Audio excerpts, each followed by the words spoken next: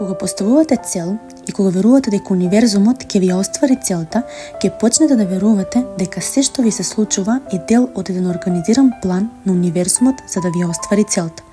Поставувањето цел на лист хартија ни создава одговорност да преземеме одредени активности кои ќе не доближуваат до таа цел. Подсвесно ќе не потикнуваат да ги исполнуваме неопходните обврски во текот на денот кои ќе не однесат до негова реализација.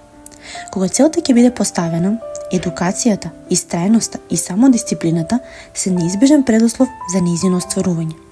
И то не треба да ни биде терет, туку треба да научиме да ги правиме должностите со ентузијазам само заради животот кој сакаме да го живееме.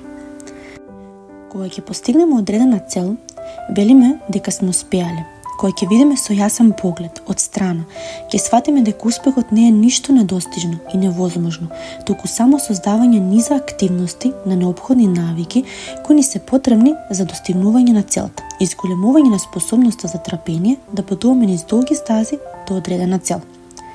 Понекогаш имаме чувство дека не сме создадени за да бидеме успешни, затоа што така биле создадени нашите уверувања за нас, од другите луѓе низ животот. Можеби поради животните околности, примерот и односот од нашите родители или луѓето со кои сме растеле, сме добивале таков впечаток дека сме предодредени за неуспех. Најчесто поради сличниот менталитет и фамилиарната матрица ние добиваме сличен поглед кон животот како и на родителите. Лошото воспитување кое родителите можеби ви го дале се заснова врз нивното незнаење за тоа како треба да се воспитува и насочува детето.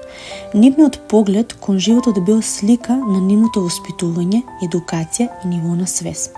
Не сте се запрашале зошто децата на оние родители кои се успешни, реализирани или богати некако како да стекнуваат природно уверување во текот на животот дека до успехот се доаѓа лесно и без преголем напор.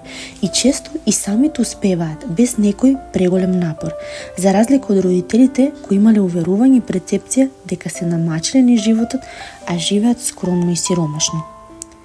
Секако, овие објаснувања се дадени со цел за да се освестите за изворот, но многу е важно да бидете приземни и самосвесни дека, без разлика на воспитувањето, минатото и тоа што можеби сте се роделе во одредени животни околности со одредени карти, не значи дека и вие сте предодредени да имате ист таков живот како и вашите родители. Или да бидете целиот живот осудени на неуспех само поради нивниот пример на живот. Грешките на родителите се тука да не научат како не треба да живееме, а фактот дека родителите сами ги бираме пред да дојдеме на овој свет ќе не доближи до духовните прашања. Зошто сме се родиле во такво семејство?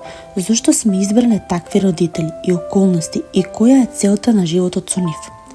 Убаво размислете и секој пат кога ќе сакате да фрлите негативна стрела кон нив, потсетете се дека и самите сте го избрале овој живот и вашата фамилија. На ниво на душа, затоа што за умот е нелогично тоа сваќање. Повеќе на оваа тема може да прочитате во книгата Патот на душите од Мајкл Њутон. Она што е светла точка низ тунелот е фактот што преку нашето вложување во себе, промената на старите образци на однесување, навиките низ денот, негување на борбениот дух и волјата да се само подобруваме, да учиме и да се развиваме, неизбежно може да не однесе кон иднина која е значително поразлична од онаа на луѓето од нашето опкружување.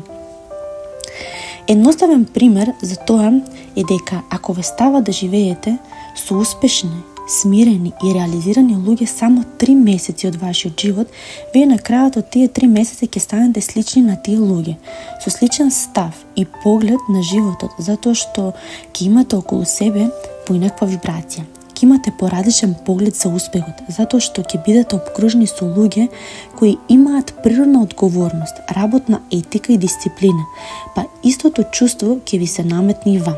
Од друга страна, кога сме во околина на луѓе кои сметаат дека животот или судбината ги направила неуспешни, сиромашни, или оние што прифаќаат оного што им дава животот без да направат свој напор, ние стануваме со чувства и уверувања исти како и нивните.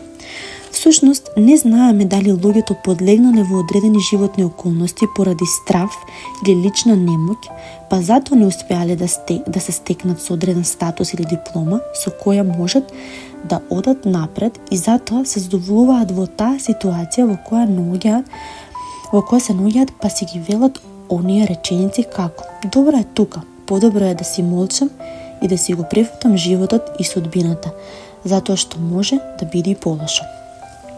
Успехот не е дестинација, успехот е пат, процес, напредок, поставување цели и нивно достигнување. Успехот не е нешто кое може некој да ни го даде, па дури и да ни дадат некоја успешна позиција. Ако не сме спремни интелектуално и искуствено за истата, може да се чувствуваме повторно неуспешни, односно неадекватни за извршување на должноста, на професијата, позицијата. Секој успех си бара предходна основа, како од едукацијска страна, така и од искуствена. Што е пресудно за успех? Едукација, личен и професионален развој во областа во која сакаме. Самовреднување, себе мотивација и самопотикнување. Верба, сигурност во себе дека можеме. Верба во Бог дека ќе помогне на патот кон реализација на целите. Честност и работна етика. Мудрост која се стекнува со искуство и едукација. Храброст која е наша одлика и избор. Квалитетни компетенции за областа кои се стекнуваат со учење и повторување. Доколку ви се допадна овој подкаст, бидете потрошка на овој YouTube канал и на тој начин што ќе го притиснете копчето subscribe, а ние се гледаме во следната аудиодружба.